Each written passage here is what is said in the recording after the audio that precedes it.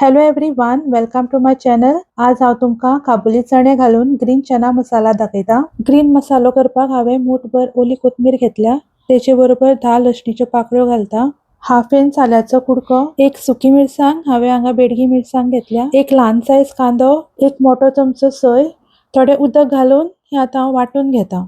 2 कांदे हांवें उबे चिरून घेतल्यात। तुम्ही तुमकां जाय तसो उबो आडवो कांदो कापून घेयात। गॅसार आयदन दवरला, तेतून 3 ते 4 चमचे तेल घालता। तेल गरम जातकच तेतून हाफ चमचो जिरें घालता, तेतून कापरलो कांदो घालता। कांदो हांगा बरो सॉफ्ट करून घेता। तेतून आता हाफ चमचो हळदीचो पावडर, हाफ चमचो मिरची पावडर, हाफ चमचो सुके कोथमिरीचो पावडर आणि 1 चमचो गरम मसालो। आता तेतून वाटल्लो ग्रीन मसालो घालता, मसालो मिक्स करून घेता। हांवें ह्या रेसिपीक 1 कप बॉइल्ड काबुली चना घेतले, हेतूंतले थोडे चणे हांव ग्रेव्हीन घालता। हे चणे अशे मॅश करून घेता। आता तेतून चवी पुरते मीठ घालता, थोडेशे गोड घालता, हाफ चमचो आमचूर पावडर घालता। तेतून आता काबुली चणे घालता।